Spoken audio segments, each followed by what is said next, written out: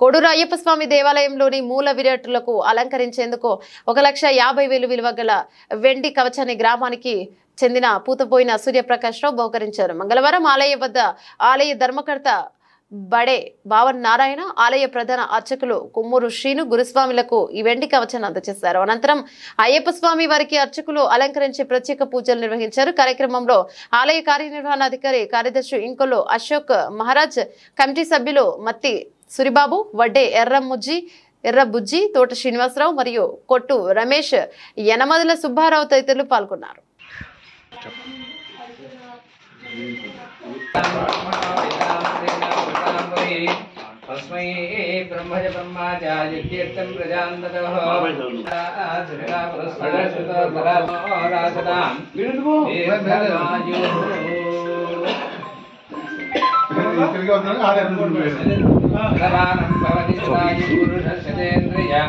ఆయుష్యేంద్రియే ప్రతిష్టతి.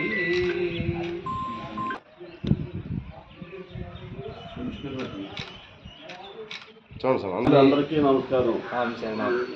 నేను ఈ ఊళ్ళో పుట్టి ఈ ఊళ్ళో పెరిగి ఈ అయ్యప్ప స్వామి గుడి కట్టిన రోజున ఫస్ట్ పడి పూజ చేయించాము. మళ్ళీ ఆ రోజు ఆ స్వామి విగ్రహం ఇద్దాం అనుకున్నాం, కుదరలేదు. కానీ ఆ రోజు నాకు ఆ పడి పూజ చేసే అవకాశం ఇచ్చాడు. ఇవాళ ఈరోజు మళ్ళీ ఈ స్వామివారికి వెండి కవచము, కిరీటము, చేతులు అన్నీ ఇవ్వటానికి సుమారుగా 1,00,000 అయినాయి. డబ్బులు మ్యాటర్ కాదు, ఈ అవకాశం నాకు దొరికింది. ఇంతమంది ఉన్నా కూడా ఈ ఊళ్ళో ఆ స్వామికి ఈ ఆభరణాలు ఇచ్చే అవకాశం నాకు దొరికినట్టు మనస్ఫూర్తిగా నేను చేస్తున్నాను. అవి కూడా సుమారు 1,00,000 వస్తున్నాయి. అవి రేపు మ్యాక్సిమం 2 నెలలు ఇచ్చేస్తాను. అవి కూడా నాకు నేను ఇస్తానని చెప్పి నేను గర్వపడుతున్నా. నాకు ఎలాంటి అవకాశాలు దొరికి ఇంతమంది ఉన్నాక నాకు ఇలాంటి అవకాశం దొరికినందుకు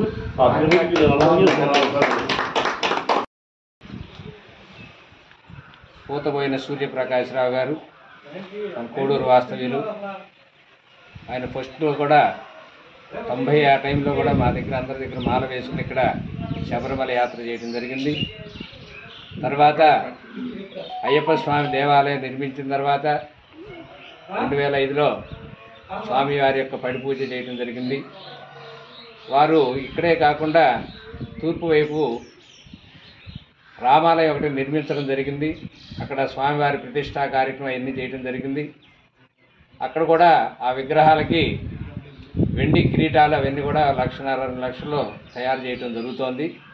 ముందుగా అయ్యప్ప స్వామికి ఇవ్వాలని భక్తి ప్రపత్తులతో స్వామివారి యొక్క సర్వ ఆభరణాలు కవచం మొత్తం కూడా వెండితో తయారు చేయించి ఒక 4 రోజుల క్రితం వచ్చి వాటికి ఆదిలు అవన్నీ తీసుకుని సుమారుగా 1,00,000 అంత అయ్యే ఖర్చుతో చక్కగా స్వామివారికి వెండి కవచం ఇవ్వటం జరిగింది. వారికి వారి కుటుంబ సభ్యులకు ఆ స్వామివారి అష్టైశ్వర్య భోగభాగ్యాలతో పాటు మంచి జ్ఞానాన్ని, భక్తిని పెంపొందింపజేసి ఇలాగే నిరంతరం దైవ కార్యక్రమాలు చేస్తూ పునీతులు అవ్వాలని కోరుకుంటున్నాం. అట్లాగే వారిది ఇంకో సంకల్పం కూడా ఉంది.